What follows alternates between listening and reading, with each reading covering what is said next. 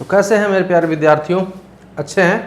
तो आज हम केमिस्ट्री का चैप्टर 2 स्टार्ट करने वाले हैं और उसका नाम है अम्ल, क्षारक और लवण, एसिड, बेस और साल्ट। तो एसिड बेस को हम पढ़ेंगे दो तरीकों से। एक है हमारे पास क्लासिकल कंसेप्ट और दूसरा है हमारे पास आर्हेनियस कंसेप्ट। तो सबसे पहले एसिड को हम लोग पढ़ेंगे क्लासिकल कंसेप्ट से, उसके बाद पढ़ेंगे आर्हेनियस कंसेप्ट से। तो चलिए शुरू करते हैं हम आज का लेक्चर और पढ़ते हैं आज एसिड के बारे में। तो चलिए शुरू करते हैं। हमारा टॉपिक है आज का एसिड। तो एसिड के बारे में अगर बात करें बच्चों, तो एसिड क्या है? हमारा कंसेप्ट है क्या? एसिड। हमारा आज का टॉपिक है एसिड अर्थात लवण। लवण नहीं, क्षार। क्षार नहीं, अम्ल। क्या है? अम्ल। क्या है ये? अम्ल है। एसिड अर्थात अम्ल, ना ये क्षारक है ना ये लवण है। तो चलिए शुरू करते हैं। तो सबसे पहला जो हमारे पास कंसेप्ट है वो है क्या? Classical concept. Classical concept. और क्लासिकल कंसेप्ट में कुछ हमारे पास पॉइंट है जिसके बेस पे हम बात करेंगे एसिड के बारे में। तो सबसे पहला हमारे पास जो पॉइंट है बच्चों वो क्या है? पहला जो पॉइंट है वो कहता क्या है कि अगर कोई भी अम्ल है हमारे पास, क्या है? अम्ल है हमारे पास, ये अम्ल है। तो अम्ल को जब आप टेस्ट कीजिएगा, क्या कीजिएगा? टेस्ट कीजिएगा। इसको आप जब टेस्ट कीजिएगा यानी स्वाद पता कीजिएगा, तो इसका स्वाद आएगा खट्टा। कैसा आएगा? खट्टा आएगा। तो जैसे ही खट्टा स्वाद आएगा तो हम समझ लेंगे कि इसके अंदर क्या है? एसिड है। जैसे नींबू का स्वाद खट्टा है तो उसमें क्या है? एसिड है। तो जो भी खट्टे पदार्थ है उसके अंदर क्या है? एसिड है। तो पहला पॉइंट नोट करेंगे, अम्ल का स्वाद खट्टा होता है। क्या होता है? अम्ल का स्वाद खट्टा होता है। खट्टा होता है। क्या क्लियर है? अब दूसरे पॉइंट की ओर बढ़ते हैं। तो दूसरा पॉइंट क्या कहता है कि अगर आप नीला लिटमस लेते हैं, कैसा लिटमस लेते हैं? नीला लिटमस लेते हैं। एक नीले कलर का लिटमस पेपर लेते हैं। क्या लेंगे? नीले कलर का लिटमस पेपर।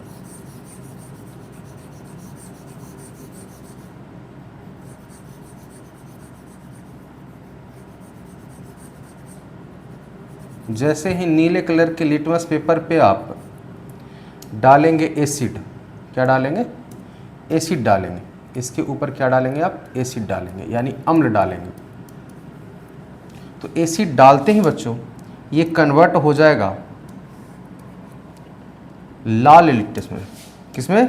लाल लिटमस में। यानी जो लिटमस पेपर हमारे पास नीला था बच्चों, उस पे अम्ल डालते ही वो किस में कन्वर्ट हो गया?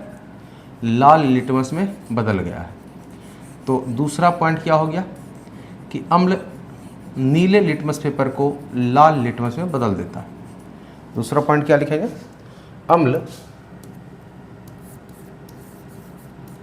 अम्ल नीले लिटमस पेपर को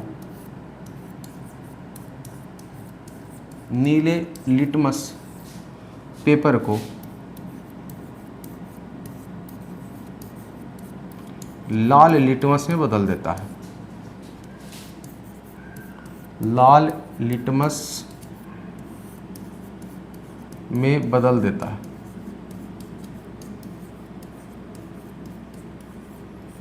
क्या क्लियर है? तो आप नोट कर लेंगे, साथ साथ क्या करते रहेंगे? नोट करते रहेंगे ताकि आपको कोई दिक्कत ना हो। तो हमने पढ़ा कि अम्ल क्या होता है? नीले लिटमस को किसे बदल देता है? लाल लिटमस से बदल देता है। तो लिटमस पेपर की अगर बात करें कि लिटमस पेपर किसका बनता है, तो लिटमस पेपर बनता है बच्चों लाइकेन का। किसका बनता है? लाइकेन का। तो यहाँ नोट में डाल देंगे कि litmus paper litmus paper lichen का बना होता है, लाइकेन का बना होता है।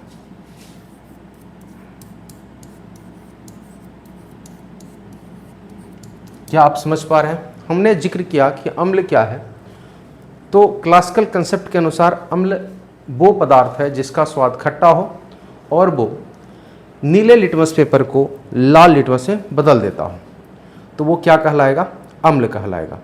आगे बढ़ेंगे तो तीसरा पॉइंट कहता है कि अम्ल मेटल के साथ अभिक्रिया करके, यानी अम्ल धातु के साथ अभिक्रिया करके हमें हाइड्रोजन गैस देता है। तो एक बार इतना नोट करेंगे, उसके बाद तीसरे पॉइंट की ओर हम मूव करेंगे। तो बढ़ते हैं हम तीसरे पॉइंट की ओर कि अम्ल धातु के साथ अभिक्रिया करके क्या देता है। तीसरा पॉइंट कहता है कि अम्ल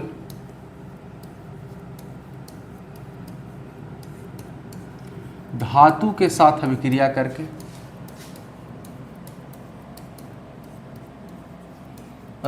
करके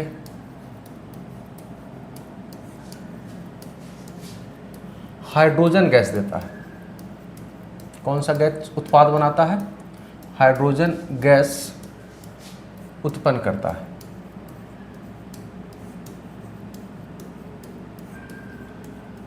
एग्जाम्पल देखें,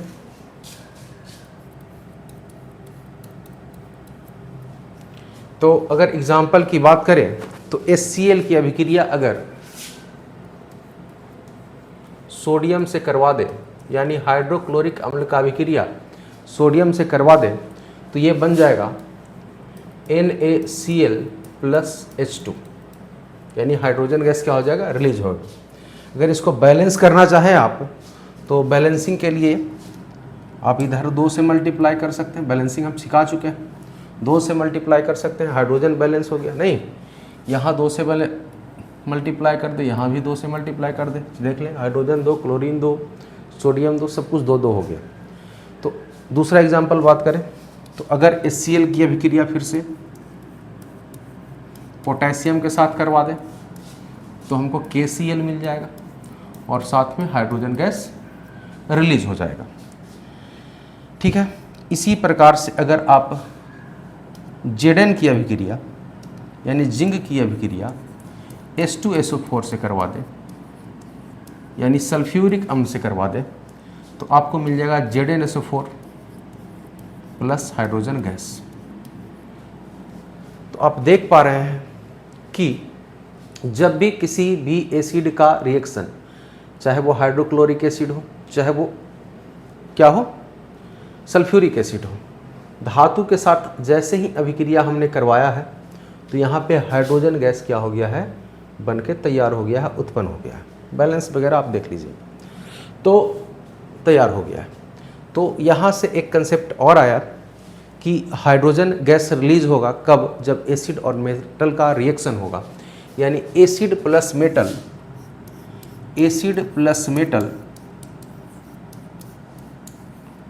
मेटल हमेशा कौन से गैस रिलीज करेंगे?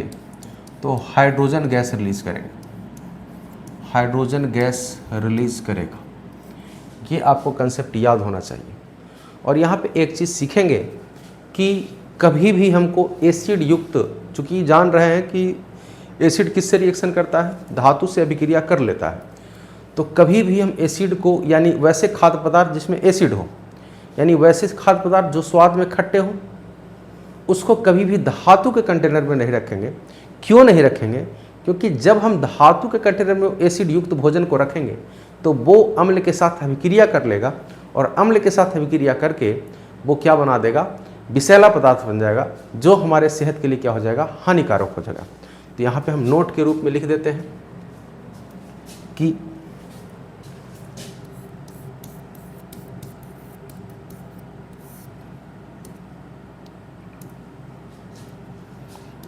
वैसा खाद्य पदार्थ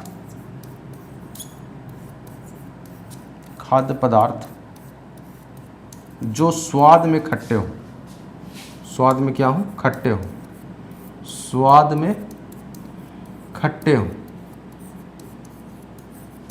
और या जिनमें अम्ल की मात्रा हो, जिनमें अम्ल की मात्रा, अम्ल की मात्रा हो, जैसे दही, नहीं दही अम्ल की मात्रा हो, उसे हम धातु के बर्तनों में, उसे हम धातु के बर्तनों में, धातु के बर्तनों में नहीं रखेंगे, नहीं रखेंगे,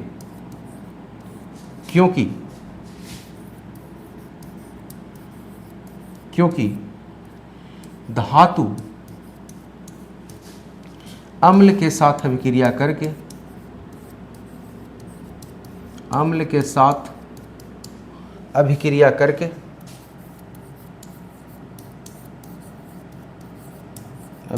करके विषैला पदार्थ बना लेता है, विषैला पदार्थ बना लेता है।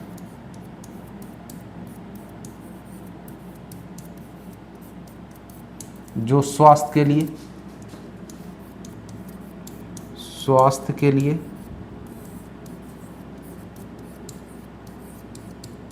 हानिकारक है, जो स्वास्थ्य के लिए क्या है बच्चों, हानिकारक है। तो यहाँ से हमने बच्चों अम्ल के बारे में 3 चीज़ें सीखी। पहला सीखा कि अम्ल स्वाद में कैसे होते हैं, खट्टे होते हैं। अम्ल नीले लिटमस पेपर को लाल लिटमस में बदलता है, और अम्ल धातु के साथ अभिक्रिया करके हाइड्रोजन गैस रिलीज करता है।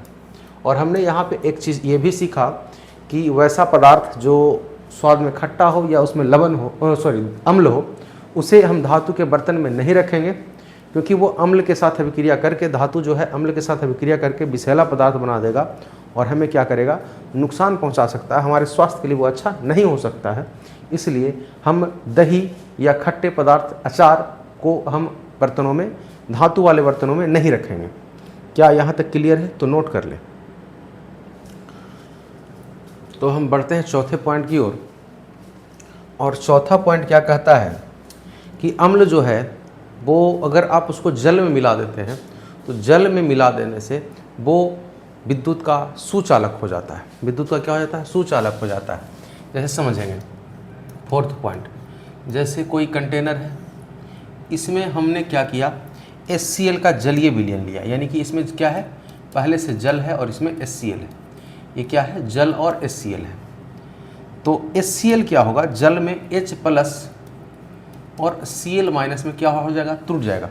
और हम जानते हैं कि जैसे ही आयन आ जाएगा तो वो विद्युत का क्या हो जाएगा, सुचालक हो जाएगा। यानी अम्ल का जलीय विलयन विद्युत का क्या होता है, सुचालक होता है। तो यहाँ पे लिख देंगे, अम्ल का जलीय विलयन, अम्ल का जलीय विलयन, जलीय विलयन विद्युत का सुचालक होता है। विद्युत का क्या होता है? सुचालक होता है। क्या क्लियर है? आगे बढ़ेंगे फिफ्थ पॉइंट की ओर। तो हम सीखेंगे कि अम्ल जो है वो धातु के कार्बोनेट के साथ या धातु के बाइकार्बोनेट के साथ अभिक्रिया करता है और वो बनाता है लवण और CO2 और जल बनाता है। जैसे धातु अम्ल के साथ अभिक्रिया करके हाइड्रोजन गैस देता है, वैसे ही धातु के कार्बोनेट और धातु के बाइकार्बोनेट जब अभिक्रिया करेंगे अम्ल के साथ तो वो क्या देंगे, वो CO2 गैस देंगे। तो अगले पॉइंट की ओर बढ़ते हैं और लिखते हैं, अम्ल धातु के कार्बोनेट, कार्बोनेट, कार्बोनेट मतलब CO3 माइनस, या बाइकार्बोनेट, या बाइकार्बोनेट SCO3 माइनस, बाइकार्बोनेट के साथ अभिक्रिया करके, के साथ अभिक्रिया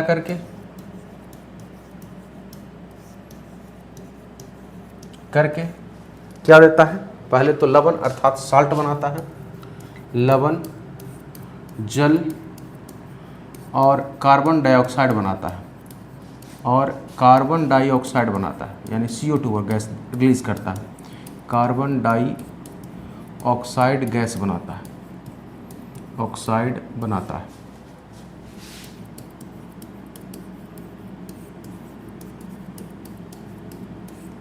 जैसे एग्जाम्पल की अगर बात करें तो हम अगर HCl की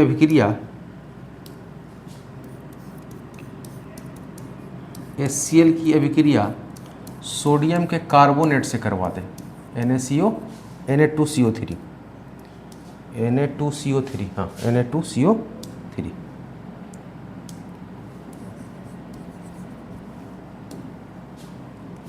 Na2CO3 के साथ अगर अभिक्रिया करवा दें तो सबसे पहले हमको क्या मिल जाएगा? साल्ट अर्थात NaCl, उसके बाद क्या मिलेगा? वाटर यानी H2O, उसके बाद क्या मिलेगा?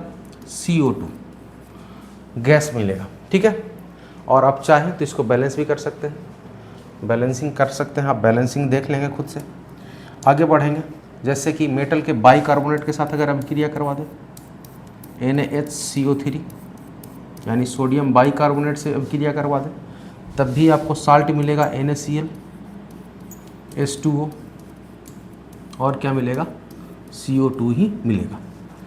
तो आप देख पा रहे हैं कि अगर अम्ल को धातु के कार्बोनेट के साथ या धातु के बाइकार्बोनेट के साथ अभिक्रिया करवाएंगे तो आपको क्या मिलेगा? लवण मिलेगा यानी साल्ट मिलेगा, और क्या मिलेगा? जल मिलेगा और कार्बन डाइऑक्साइड गैस मिलेगा। क्या यहाँ तक पॉइंट क्लियर है? तो यहाँ पे एक प्रश्न है, प्रश्न क्या है कि यदि बूझे हुए चूने के पानी में, सॉरी क्वेश्चन है कि यदि चूने के पानी में अत्यधिक CO2 गैस प्रवाहित किया जाए तो क्या होगा? आप पहले ये पढ़ चुके हैं चैप्टर 1 में ही, तो थोड़ा सा दिमाग लगाएं, उसके बाद हम बताएंगे। तब तक आप नोट भी करते रहेंगे, साथ साथ नोट करेंगे। तो हम इस प्रश्न को करते हैं कि यदि चूना का पानी, और चूने के पानी को हम क्या बोलते हैं बच्चों?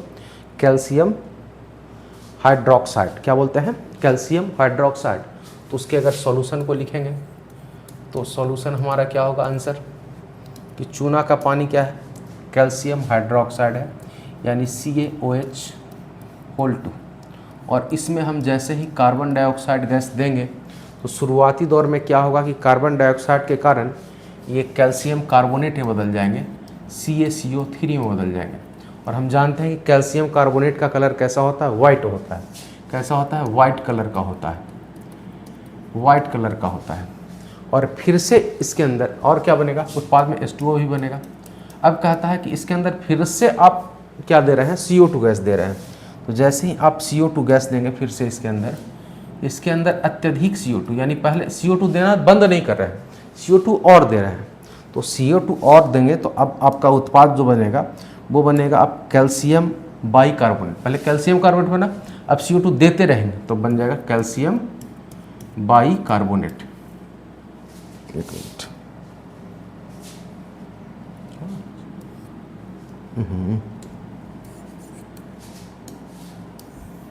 अरे ये क्या हो गया? कैल्शियम बाइकार्बोनेट बनेगा। क्या बनेगा?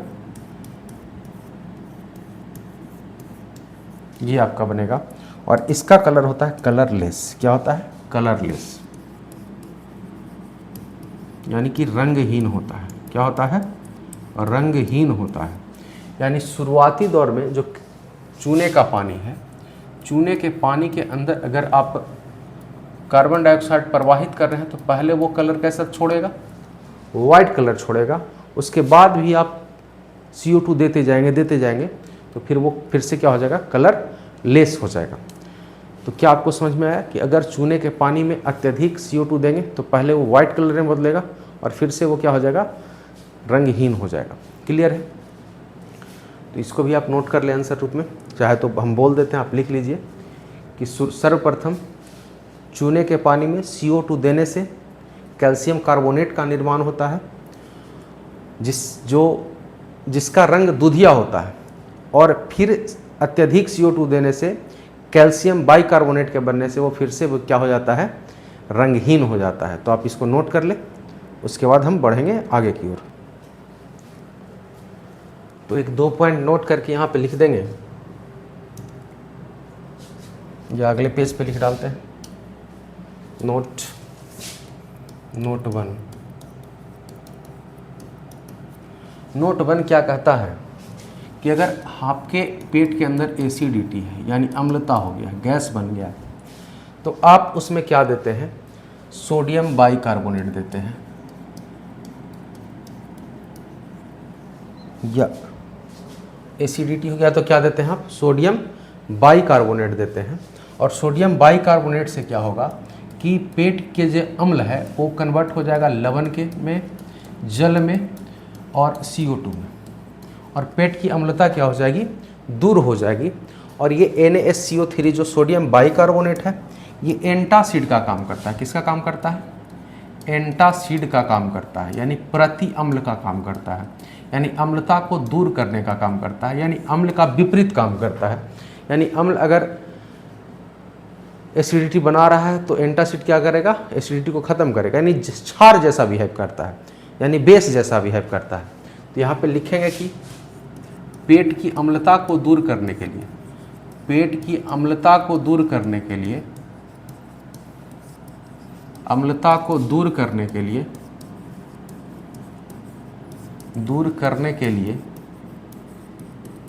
खाने वाला सोडा, खाने वाला सोडा, या इसी को बोलते हैं पाक सोडा, खाने वाला सोडा, या milk of magnesia, milk of magnesia MgOH whole 2 का प्रयोग प्रति अम्ल के रूप में करते हैं, यानी कि एंटासिड के रूप में करते हैं, प्रति अम्ल के रूप में करते हैं, के रूप में करते हैं। अब ये जो CO2 बना है ना बच्चों, इसका भी एक उपयोग है अग्निशामक के रूप में, यानी कि आग बुझाने का काम करता है। तो दो नोट नंबर 2 यहाँ पे लिख देंगे, CO2 का प्रयोग आग बुझाने या अग्निशामक के रूप में करते हैं, अग्निशामक के रूप में करते हैं।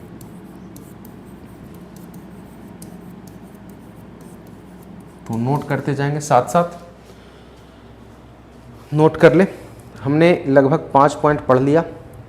अब पढ़ेंगे जो हम पहले पढ़ चुके हैं। अगला जो हमारा 6 नंबर पॉइंट है, पहले एक बार देख ले कि क्या क्या पढ़े हैं। तो सबसे पहले हमने पढ़ा कि क्लासिकल कंसेप्ट के अंदर कि अम्ल का स्वाद कैसा होता है, खट्टा होता है। अम्ल नीले लिटमस को लाल में बदल देता है। फिर हमने पढ़ा कि अम्ल धातु के साथ अभिक्रिया करके हाइड्रोजन गैस देता है। फिर हमने पढ़ा कि धातु के बर्तन में वैसे खाद्य पदार्थों को नहीं रखना चाहिए जिसमें अम्ल हो। उसके बाद हमने पढ़ा कि अम्ल धातु के कार्बोनेट या बाइकार्बोनेट के साथ अभिक्रिया करके लवण, जल और कार्बन डाइऑक्साइड देते हैं। एक हमने पढ़ा अम्ल का जलीय विलयन क्या होता है, विद्युत का सुचालक होता है। क्या होता है, विद्युत का सुचालक होता है, यानी विद्युत को कंडक्ट करेगा। उसके बाद हमने 2 नोट पढ़ा। और अब पढ़ेंगे आगे कि अम्ल जो है बेस के साथ अभिक्रिया करके साल्ट और जल देता है, और इस अभिक्रिया को हम उदासीनीकरण अभिक्रिया या न्यूट्रलाइजेशन अभिक्रिया कहते हैं। क्या कहते हैं, न्यूट्रलाइजेशन अभिक्रिया। तो हम अगले पॉइंट की ओर बढ़ते हैं, 6 नंबर पॉइंट की ओर। 6 पॉइंट की ओर बढ़ते हैं। पॉइंट नंबर 6,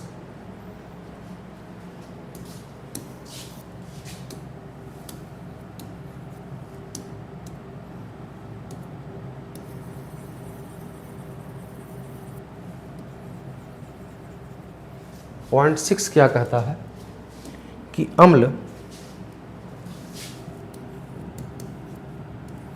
अम्ल की अभिक्रिया अगर क्षारक से करवाते हैं, अम्ल की अभिक्रिया क्षारक से करवाते हैं तो वो लवण देता है, अर्थात साल्ट देता है, और क्या देता है, जल देता है, यानी वाटर देता है। और इस अभिक्रिया को हम लोग उदासीनीकरण अभिक्रिया या न्यूट्रलाइजेशन अभिक्रिया कहते हैं। कौन सी अभिक्रिया कहते हैं? न्यूट्रलाइजेशन अभिक्रिया कहते हैं। तो लिख देते हैं, जब अम्ल की अभिक्रिया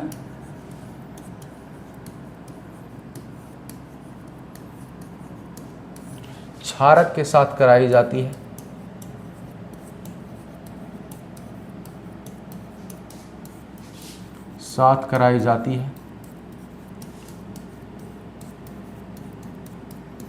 तो उत्पाद के रूप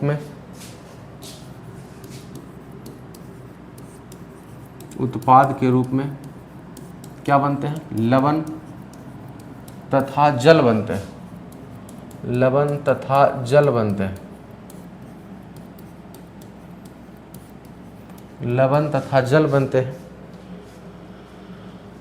और इस अभिक्रिया को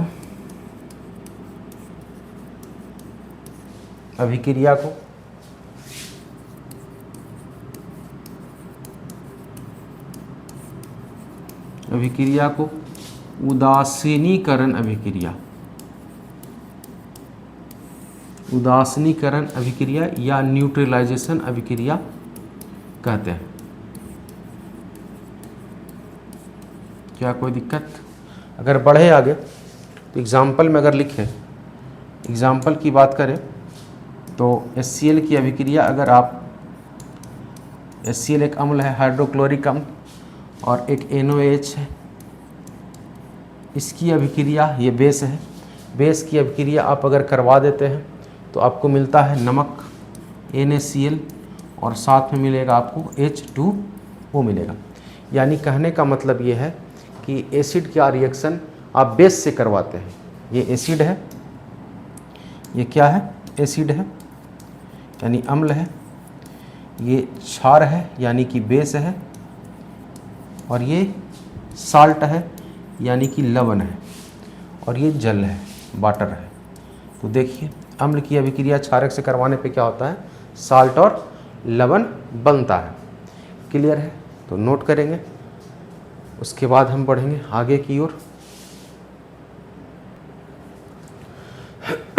पॉइंट 7 की ओर बढ़ेंगे। पॉइंट नंबर 7 क्या कहता है कि यदि आप अम्ल की अभिक्रिया धातु के ऑक्साइड के साथ करवाते हैं, किसके साथ करवाते हैं? धातु के ऑक्साइड के साथ करवाते हैं, तो फिर से वो लवण और जल ही देगा। अम्ल की अभिक्रिया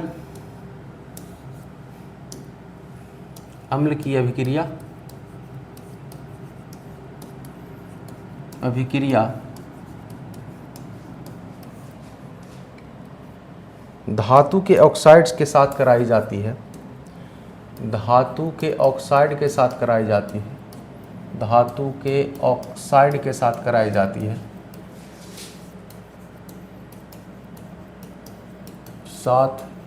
जाती है, तो उत्पाद के रूप में